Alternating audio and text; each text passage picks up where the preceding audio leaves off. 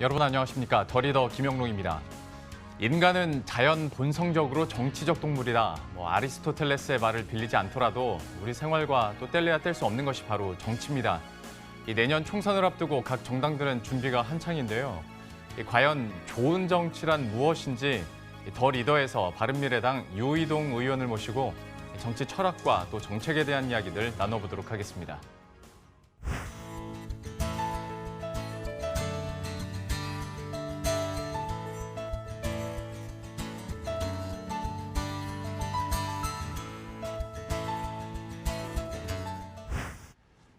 예, 오늘은 바른미래당의 유의동 의원과 함께합니다. 어서 오십시오. 네, 안녕하세요. 네, 안녕하십니까. 유의동입니다. 네, 먼저 우리 시청자 여러분께 인사 한마디 부탁드리겠습니다. 네, 안녕하십니까. 시청자 여러분, 만나서 반갑습니다. 저는 평택을을 지역구로 두고 있는 유의동 의원이라고 합니다. 정책과 법률에 대한 인터뷰를 하는 자리가 이렇게 흔치는 않은데 오늘 이 자리에 초대받게 되었습니다. 제가 갖고 있는 모든 그 인간적인 면까지 짧은 시간이지만 이 시간을 통해서 여러분들께 소개해드릴 수 있었으면 합니다. 예.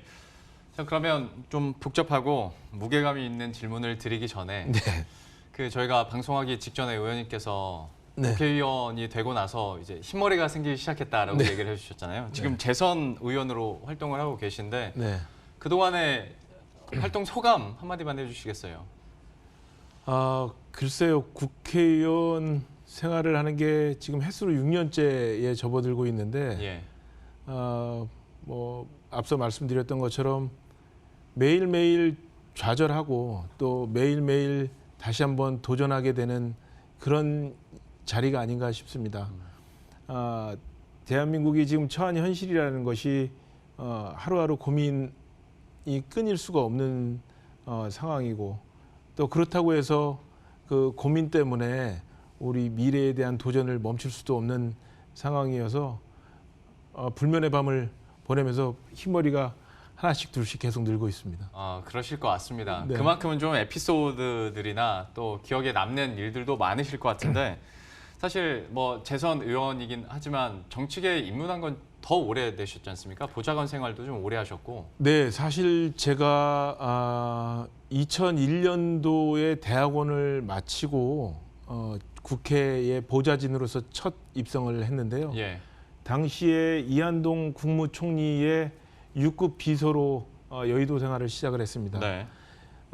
이한동 총리와 그 국회에서 보좌진으로서 활동을 하고 그 이후에 또 사회생활을 좀 한 후에 19대에 다시 국회 보좌진으로 들어와서 보좌관 생활을 하던 중에 국회에 입성하게 되었죠.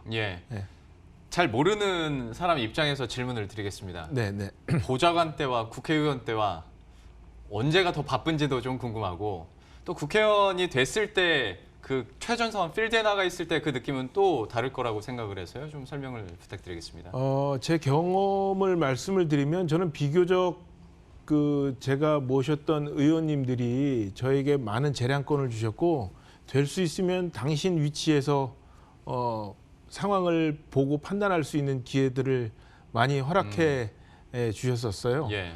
그런 면에서 저는 다른 보좌진들보다는 훨씬 더 좀 행운이 따랐다고 할까요? 그런 편이었는데 막상 국회의원이 돼서 보니까 눈높이는 같을 수가 있는데 그 본인 당사자가 아니다 보니까 바라보는 시선은 똑같을 수가 없더라고요. 그러겠죠.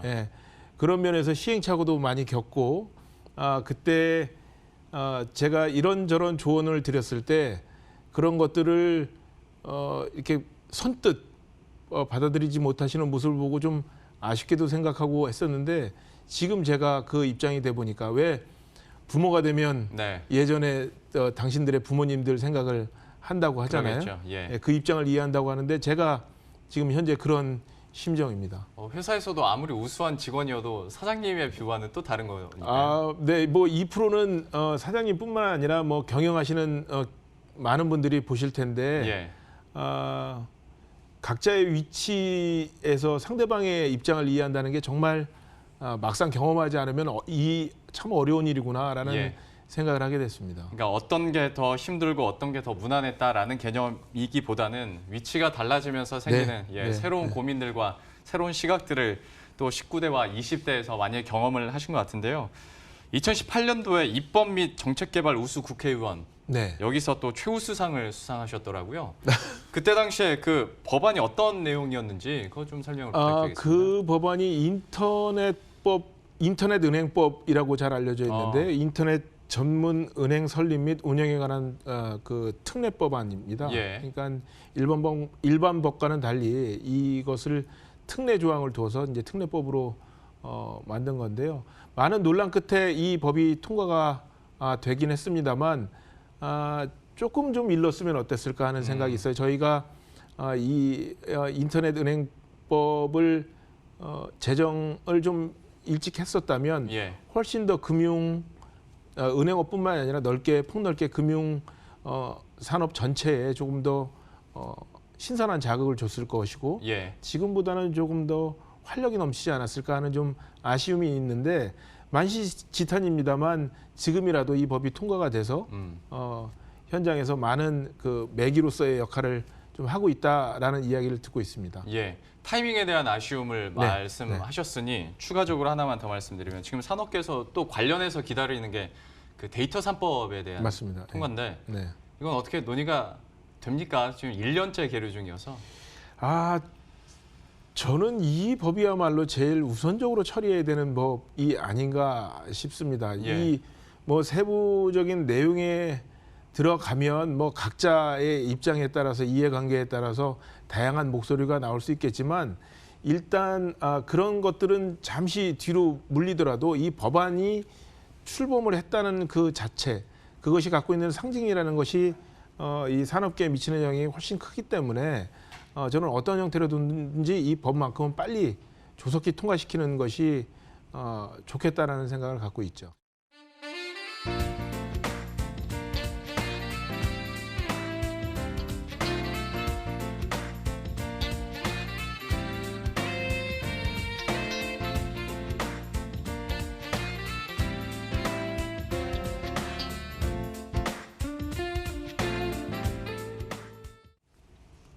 그럼 계속해서 유 의원의 정책 철학 그리고 또 인간 유이동으로서의 내용들 한번 제가 질문 드려보도록 하겠습니다. 아무래도 총선 얘기를 먼저 해야 될 것 같은데요. 총선이 되기 직전까지 보수 통합에 대한 이야기는 뭐 계속 나올 것 같고 여기에 대해서도 계속 입장 표명을 하고 계신데 좀 총선 어떻게 준비하고 계신지 대략적인 좀 앞으로의 계획들이나 지금 활동들 얘기를 해주시죠.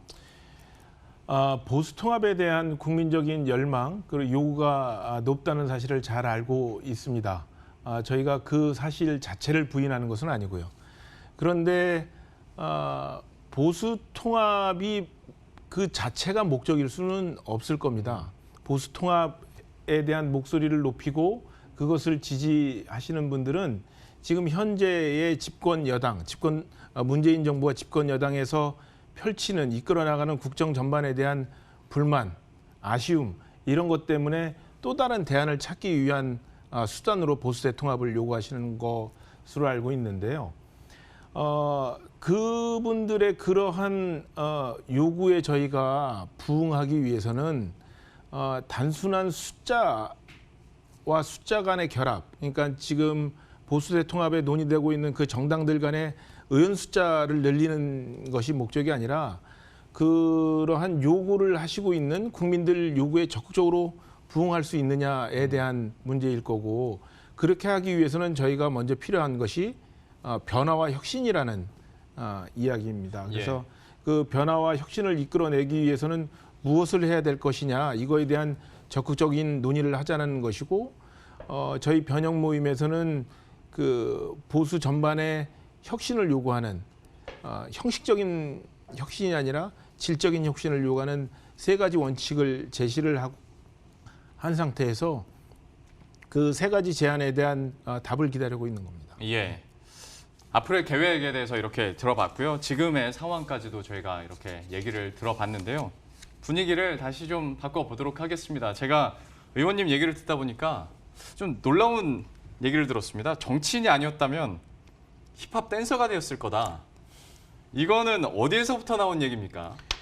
아, 그게 아마 제가 이제 평택에서 태어나서 평택에서 자란 사람인데 예. 제가 태어난 곳이 지금 캠프 험프리로 알려져 있는 미군 기지, 지금 전국에 있는 미군 기지가 한 곳 평택에 있는 한 기지로 모였는데요. 예. 제가 그 기지가 조그맸을 때 그 기지 앞에서 태어나서 거기서 초중고등학교 시절을 보냈습니다. 네. 그러다 보니까 자연스럽게 미국 문화에 이렇게 노출이 됐었고요. 예.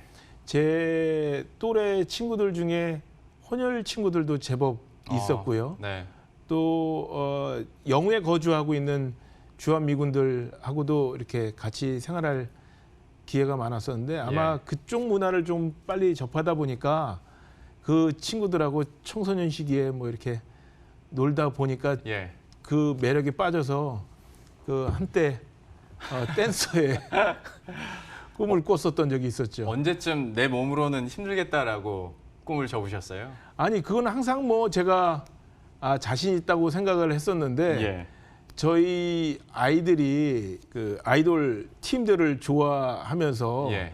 그 팀들의 춤을 이렇게 따라서 하더라고요. 근데 예. 옆에서 같이 해보려고 하니까 한참 못 미치는 거예요. 저희 아이들 동작에. 네. 그래서 그때 비로소 여태까지 내가 잘할 수 있다라고 생각했던 것은 좀 헛된 생각이었구나라는 것을 뒤늦게 깨달았습니다. 저는 의원님 뵌지 뭐 짧은 시간이긴 합니다만은 정치인이 훨씬 잘 어울리시는 아이고 감사합니다. 예. 예. 저도 뭐 올바른 선택이었다고 생각합니다. 예. 그리고 따님 얘기 나오셨으니까 막내가 이번에 수능 본다고 네, 그렇습니다. 들었습니다. 네. 어떠세요? 또 이게 정치인이자 또 섬생 아빠로서. 글쎄 제가 고등학교 3학년 때 저는 이미 다 어른이 됐다라는 생각을 했었거든요. 네. 그래서 모든 문제들을 제 스스로 다 해결할 수 있으니까 부모님들은 제 일에 간섭을 안 하셨으면 좋겠다라는 생각을 했었는데 이제 막상 고3의 아버지가 되어 보니까 모든 게 조심스럽고 네. 안타깝고 안쓰럽고 그렇네요. 예. 근데 뭐 제가 대신해 줄 수 있는 것이 없으니까 좀 뭐 미안하기도 하고 그렇습니다.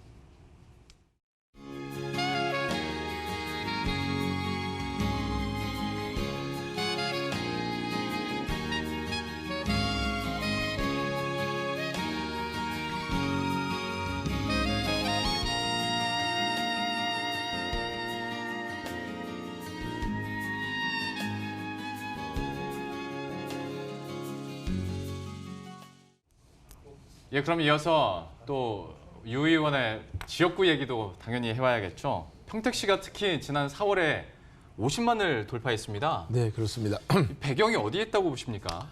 글쎄요, 그 평택이라는 도시의 입지 요건 자체가 기업을 하기에 참 좋은 곳이어서 많은 산업 활동들이 왕성하게 일어나고 그러다 보니까 지속적으로 외부로부터 인구가 유입돼서 그런 것 같습니다. 예.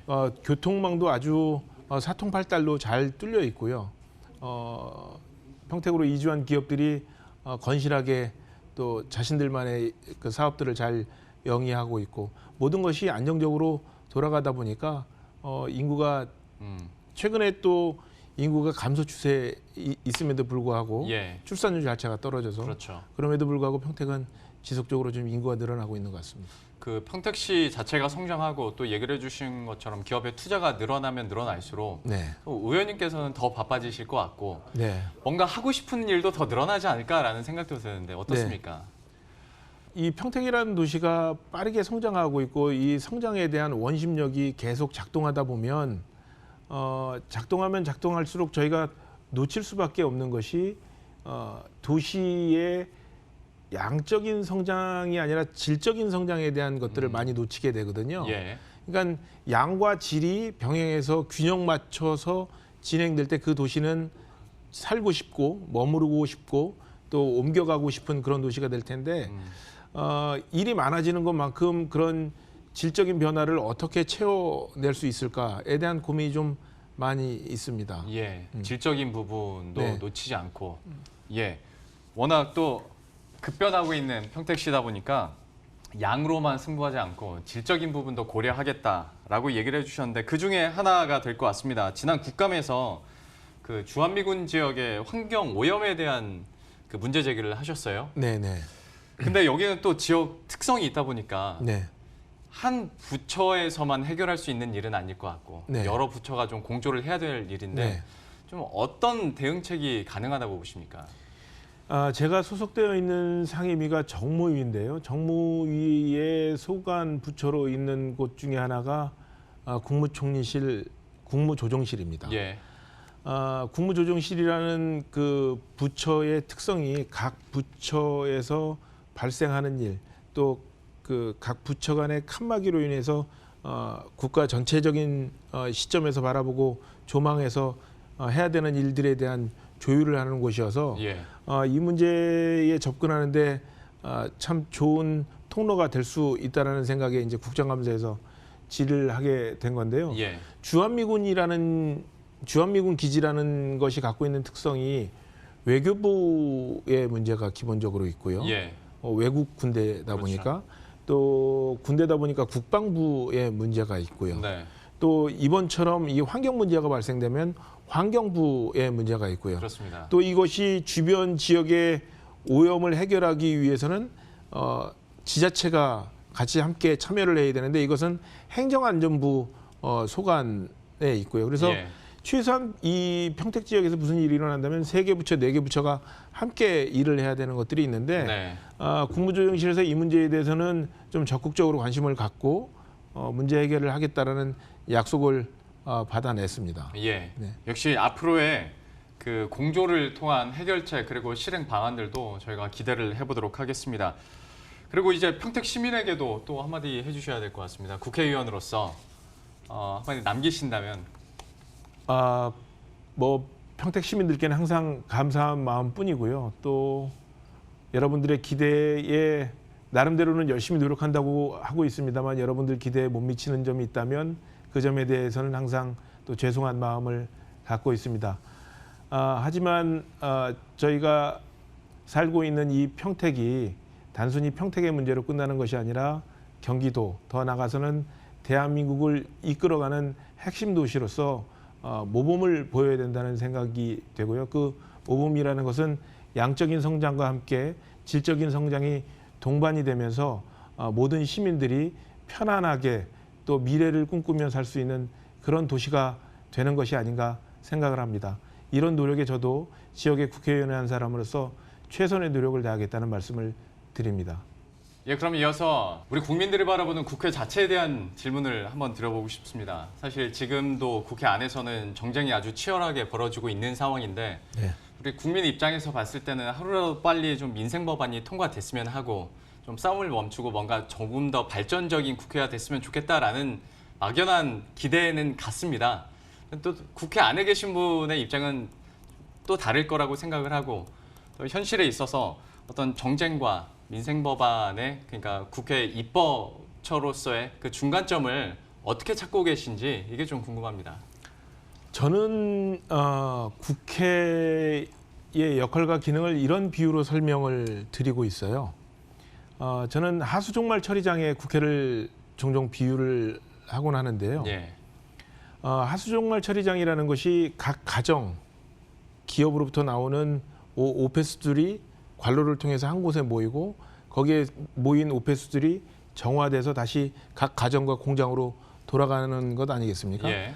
마찬가지로 저는 각 가정, 각 개인이 갖고 있는 이익이라는 것이 국회의원이나 이런 각종 소통 채널을 통해서 모이는 곳이 국회고 국회 안에서 그것을 정화해서 올바른 정책으로 각 개인과 가정에 돌려드리는 역할을 하고 있다고 생각을 하거든요. 예. 그런데 하수종말 처리장에서 일하시는 분들께 당신은 왜 이렇게 더러운 환경에서 일해? 아니면 왜 당신한테 이상한 냄새가 나는 것 같아? 이런 말씀을 하는 게 조금 그렇죠. 아니죠. 예. 예. 마찬가지로 국회라는 곳이 여러분들 각 국민들이 갖고 계신 이익들이 모여서 이것이 올바른 정책으로 정화되고 순화돼서 돌아가는 과정을 거치는 곳이기 때문에 당연히 소란스러운 것이 저는 정상적이라고 생각을 합니다. 다만 국민들께서 이 부분에 대한 불신을 갖고 계신 건 불신이라는 표현에서는 나와 있는 것처럼 국회에 대한 신뢰 자체가 없기 때문에 예. 저 소란스러움이 결국에는 우리한테 국민들한테 좋은 정책으로 국민들의 이익으로 돌아올 것 같다는 생각을 안 갖고 계시니까 문제라고 생각을 하거든요. 예. 그래서 저는 국회의 노력이 국민들로부터 신뢰를 얻어야 한다는 그 노력이 훨씬 더 필요하다고 생각을 하고요. 제가 앵커님께 이 질문 하나 드리겠습니다. 제가 올해 49입니다. 예. 71년생이고요. 네. 70년생이 한국 나이로 50세입니다. 예. 내년 되면 이제 만으로 50세가 되는 거죠. 300명의 국회의원들 중에 70년대 이후 출생자가 몇 명 정도 되는지 아십니까 혹시? 20명도 안 되지 않습니까? 20명이 안 된다고 생각을 하세요? 예. 예. 비례의원 다 포함해서. 비례의원까지 합하면 좀 더 많아질 수도 있겠네요. 네. 숫자는 제가 알고 있는 것은 21명입니다. 21명. 예, 그러니까 300명 국회의원 중에 7%가 약간 넘는 숫자죠. 예.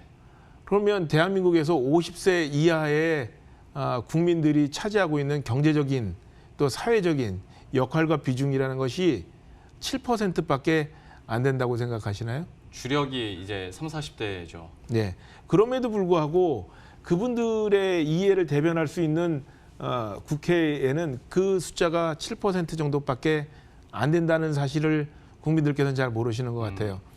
70세에 계신 국회의원이 생각하는 20년 후의 대한민국 미래와 예. 50세의 국회의원이 생각하는 20년 후의 대한민국 미래, 30세의 국회의원이 생각하는 20년 후의 대한민국의 미래는 각기 다를 수밖에 없고 그분들이 중심으로 두는 최우선 순위로 두는 정책이 다를 수밖에 없습니다. 예. 그렇기 때문에 저는 특정한 세대, 특정한 나이가 대한민국 국회의 대다수를 과점하고 있는 이런 상황은 그렇게 바람직한 상황이라고 보지를 않죠. 예. 다시 이야기를 하면 앞서 제가 맨 처음에 비유를 들었던 하수종말 처리장의 비유를 들자면 특정한 하수만 처리할 수 있는 기능만 용량이 큰 것이고 보편적이고 일반적인 하수를 처리하는 용량은 없다고 한다면 그 하수종말 처리장은 정상적인 처리장이라고 할 수 없는 것처럼 예. 지금 현재의 국회의 모습이 그렇게 왜곡되어 있다. 이런 것들이 국회가 국민들로부터 불신을 받는 가장 큰 역할을 하는 요인 중에 하나가 아닌가 저는 그런 생각을 합니다. 세대 교체 필요성으로 제가 받아들여도 되겠습니까? 저는 세대 교체를 인위적으로 이야기를 하는 것이 아니고 인구 분포에 맞게끔 정확하게 그 인구 분포에 맞는 연령대의 국회의원이 나와야 된다는 것이 아니라 적어도 준하게 균형 잡힌 연령대의 의원들이 계실 때 그 사회가 요구하는 목소리들이 적절하게 제대로 대변이 된다. 제대로 대변이 되고 그 제대로 대변이 될 때 국민들의 신뢰를 비로소 얻을 수 있는 것이 아닌가 하는 생각을 합니다.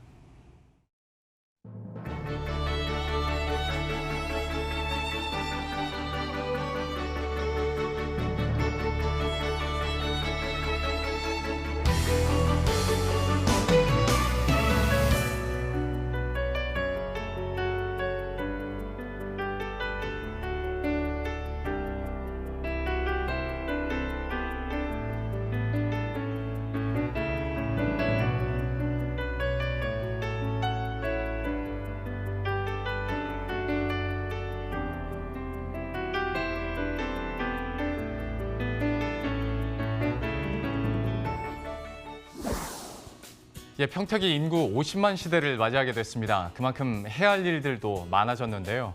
평택시와 함께 의미 있는 동행을 하고 있는 유이동 의원의 행보를 앞으로도 기대하도록 하겠습니다. 오늘 바른미래당 유이동 의원과 함께했습니다. 오늘 말씀 고맙습니다. 네, 감사합니다.